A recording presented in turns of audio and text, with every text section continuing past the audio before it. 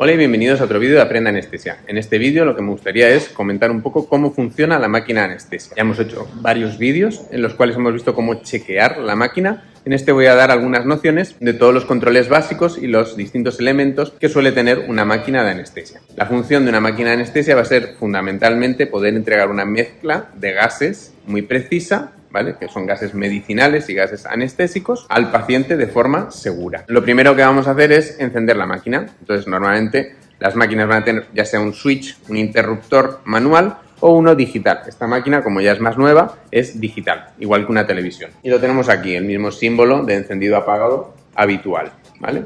Así que lo voy a dar. Y normalmente las máquinas estas electrónicas, cuando se encienden, ya hacen un primer autochequeo básico. Nosotros luego tendremos que completar ese chequeo. Vemos que la máquina está iniciando pues, su sistema operativo, sus cosas y haciendo algunas pequeñas comprobaciones. Muy bien, pues ya ha arrancado el sistema operativo de la máquina, ¿verdad? Y ahora nos va a decir que hagamos una comprobación, ¿vale? Entonces, normalmente por la mañana lo que hacemos es que hacemos la comprobación completa de la máquina. Para eso ya tenemos otros vídeos, como hemos dicho. Vamos a ver qué parámetros tenemos aquí en la pantalla principal habitualmente. Entonces, le voy a dar a iniciar caso, ¿vale? Aquí.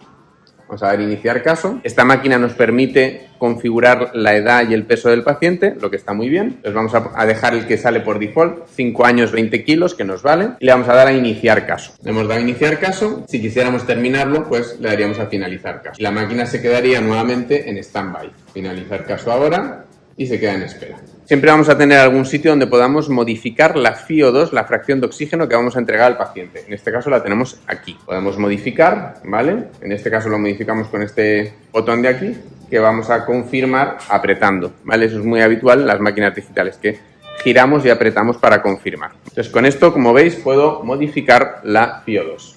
En este caso también tiene un menú, que si yo aprieto la FiO2, me permite elegir directamente, por ejemplo, una FiO2 del 100% con 8 litros de flujo. El otro parámetro que tenemos es el del flujo total, ¿vale? Este es el flujo de gas, los litros por minuto de gas que van a estar atravesando la máquina, entrando ya sea en nuestro circuito interno o saliendo a nuestro circuito externo.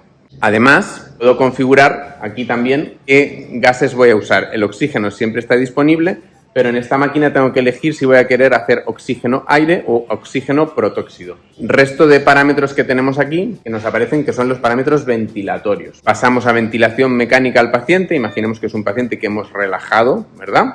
Que por lo tanto ya no va a respirar él solo, o que por la anestesia y los anestésicos que le hemos puesto no va a poder ventilar él solo, le vamos a ventilar nosotros. Por eso las máquinas de anestesia incorporan un ventilador mecánico. En este caso es un ventilador con concertina, en otros casos es un ventilador de pistón. Entonces, si yo conecto al paciente a la ventilación mecánica, que voy a tener siempre un switch que me permite variar entre estar en bolsa, en la cual yo ventilo al paciente o el paciente ventila solo, o pasar al paciente a la ventilación mecánica. Entonces, yo con este interruptor pasamos al paciente a la ventilación mecánica. He puesto aquí un pulmón de mentira. Puedo configurar los parámetros de la ventilación mecánica en la pantalla. Aquí tenemos el modo ventilatorio, o sea, la forma en que la máquina va a ventilar al paciente, que a grosso modo puede ser ya sea por presión o por volumen. Esto quiere decir que cuando la máquina alcanza una presión que le hemos dicho, imaginemos 15 centímetros de agua, deja de meter flujo. O cuando alcanza un volumen, a lo mejor le ha metido 500 mililitros al paciente,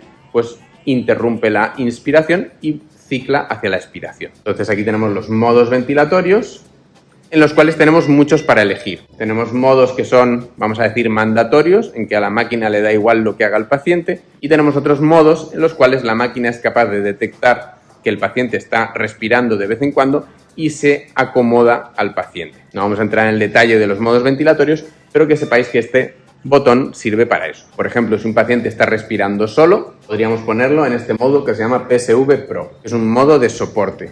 Cada vez que el paciente respire, el ventilador le va a ayudar con una presión, ¿vale? Y se va a sincronizar con el paciente. Aquí también veis que tiene una posibilidad de bypass cardíaco. Cuando entramos en bypass cardiopulmonar, dejamos de ventilar los pulmones, y para que la máquina no te esté pitando, ¿no? Como que hay un problema, que no se está ventilando, que está en apnea, etcétera, pues tú le darías al botón de bypass cardíaco y la máquina ya se queda tranquila. Estamos ahora mismo en un modo ventilatorio mixto. Esto quiere decir que ventila por presión, pero con un volumen garantizado, ¿vale? Que es el que más se usa habitualmente hoy en día. Aquí tenemos el VT, esto es el volumen tidal, lo que le va a meter al pulmón cada vez que le meta una embolada. Luego tenemos FR, que es la frecuencia respiratoria, pues vamos a ajustar según queramos. En los pacientes sanos, adultos, no va a tener una enorme importancia si le ponemos un poquito más o un poquito menos de ventilación.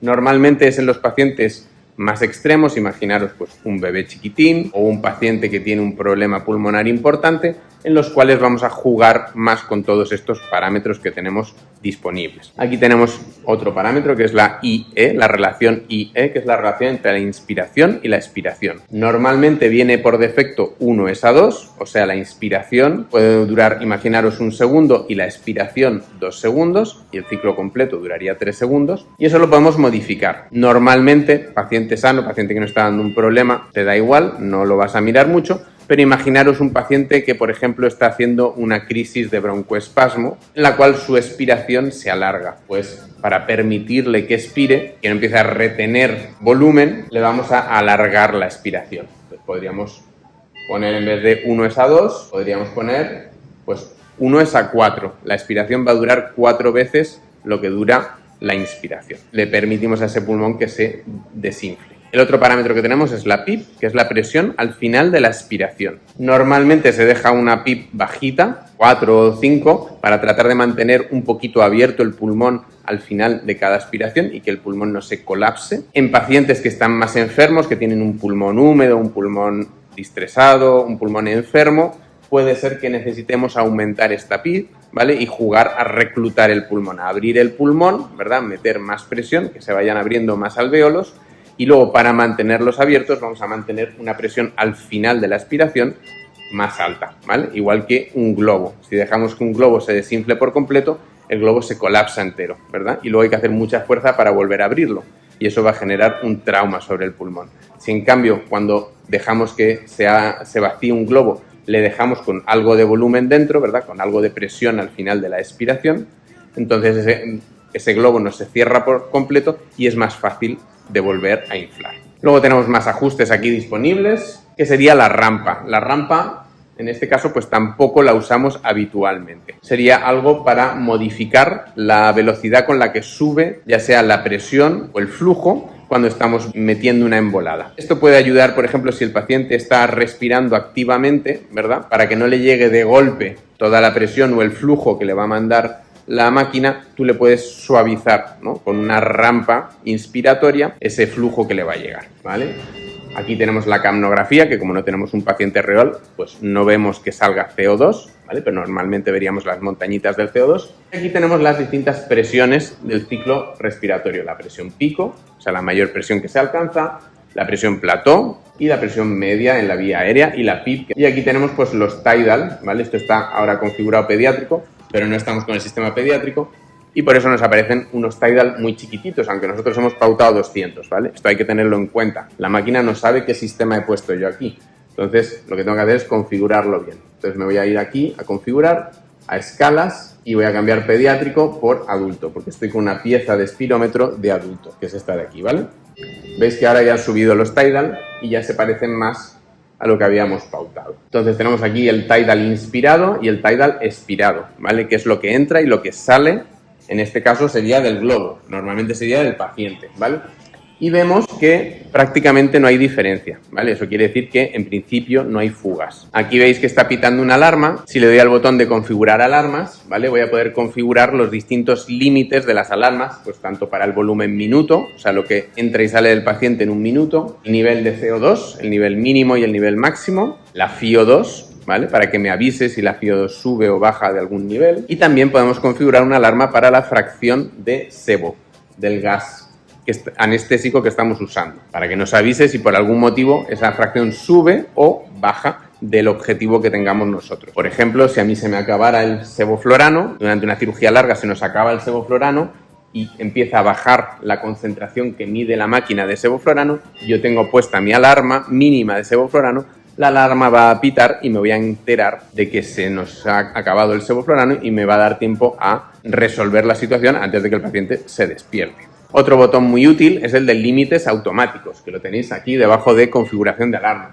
Cuando le damos a límites automáticos, lo que va a hacer es poner una horquilla, ¿vale?, alrededor de los valores actuales, y si se sale de esa horquilla me va a avisar, ¿vale? Entonces es una forma muy cómoda de setear alarmas. Luego podemos, si quisiéramos ver las tendencias, ¿verdad?, le damos a tendencias y nos va a mostrar cómo ha ido cambiando distintos parámetros. Podría ser, imaginaros, el CO2 o el volumen minuto o la complianza o las presiones, ¿vale? Esto normalmente lo miras cuando tienes algún problema o alguna duda sobre algo que está ocurriendo y dices, voy a mirar hacia atrás qué es lo que ha estado haciendo en las últimas 2 horas, y con eso te puedes orientar. Este ventilador es capaz de hacerte una maniobra de reclutamiento automática.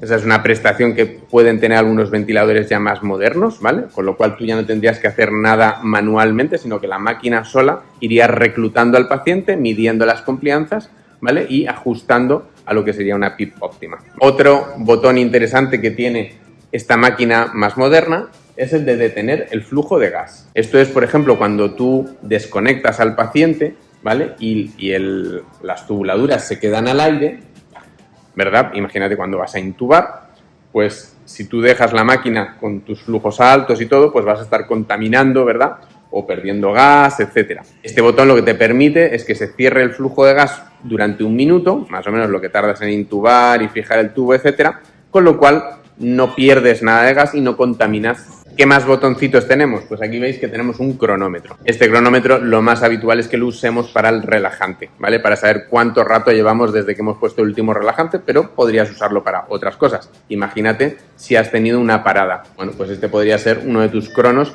que te iría indicando cada cuánto tienes que mover tus adrenalinas, por ejemplo, y cuánto llevas de parada. Dios no lo quiera. Bien, hemos mencionado antes que las máquinas de anestesia van a tener normalmente 2 posibilidades, un circuito interno y un circuito externo. El circuito externo es muy intuitivo, es simplemente que todo el gas va a salir por aquí, por una sola toma, y va a ir al sistema que tú le pongas, que normalmente va a ser un sistema de este tipo, ¿vale?, de ventilación manual o denominados Mapleson o sistema externo. Estos sistemas lo que tienen es que son sistemas abiertos. Todo lo que sale por aquí se pierde al ambiente, no lo recuperamos. Con lo cual es una forma antigua y poco eficiente de usar la máquina de anestesia y los recursos. Entonces, cualquier máquina de anestesia moderna lo que va a tener es lo que se llama un circuito circular, o sea, algo parecido a lo que hay en una nave espacial.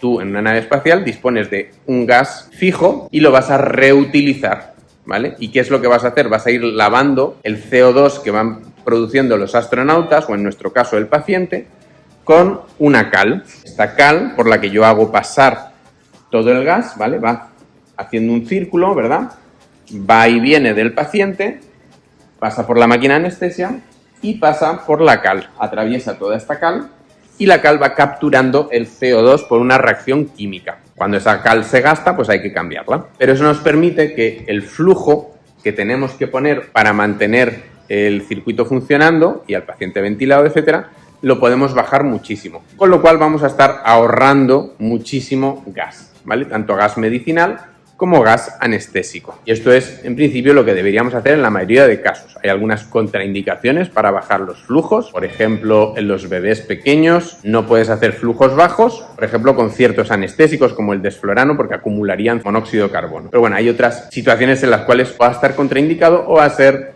difícil, complicado o poco operativo usar un flujo muy bajo. Entonces, esa es la gracia que tienen los sistemas circulares. Entonces, habitualmente vamos a usar circuitos circulares. Para pasar de un circuito al otro, normalmente va a haber un interruptor general, que es este de aquí, en esta máquina. Veis que puedo pasar aquí a concertina bolsa, o ACGO, que es lo que se refiere a Common Auxiliary Gas Outlet, ¿vale?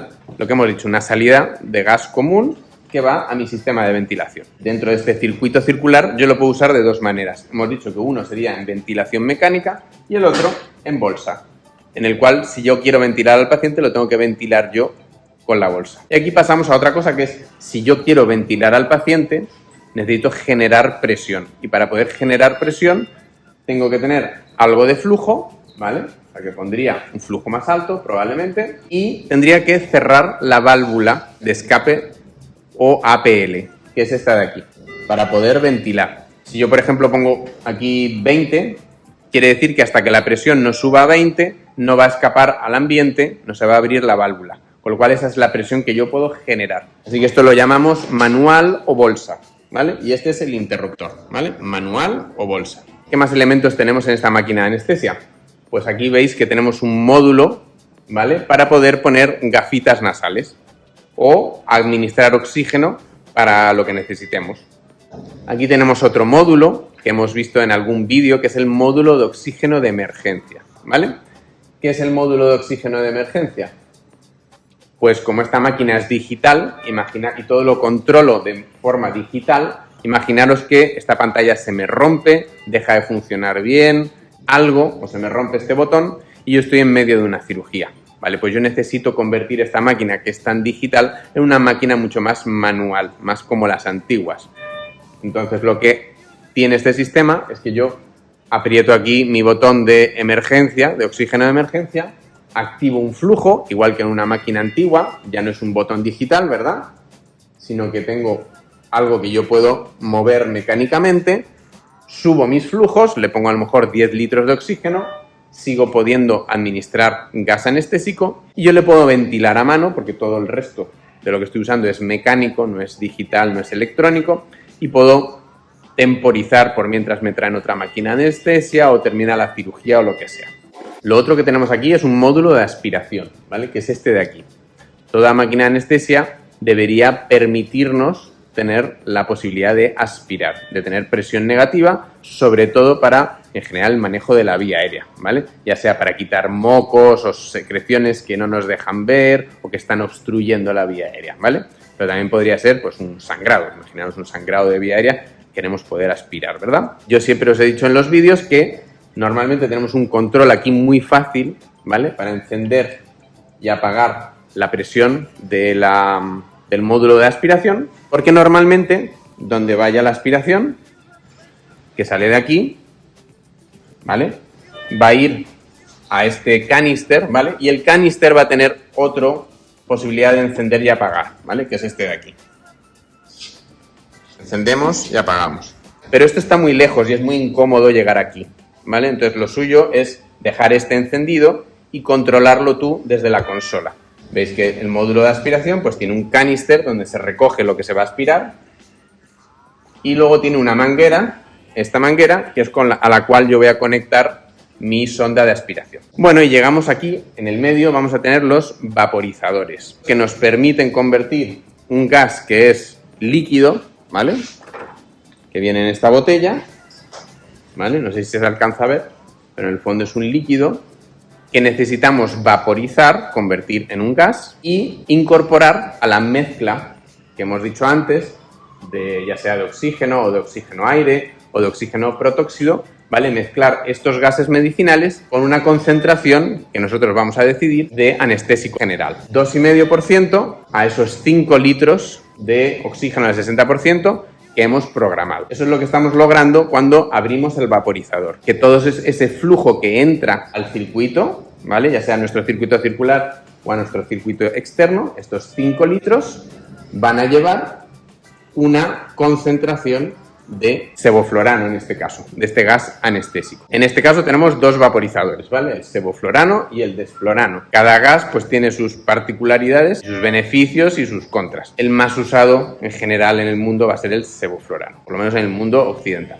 Los vaporizadores, para poder rellenarlos, tienen que estar cerrados normalmente, ¿vale? Tiene que estar cerrado, aunque otros vaporizadores, como por ejemplo el del desflurano, sí que lo puedes rellenar mientras se está usando, porque es muy distinto, es un vaporizador electrónico y es muy distinto su funcionamiento de un vaporizador clásico. Para rellenar un vaporizador normalmente pues tienes que usar la botella correcta, ¿vale? Y va a ser como cuando pones gasolina, ¿vale? La forma de la botella engancha en la toma del vaporizador, ¿vale? Con lo cual no debiera dejarte poner el gas incorrecto. Apretamos ahí y podemos rellenar nuestro vaporizador.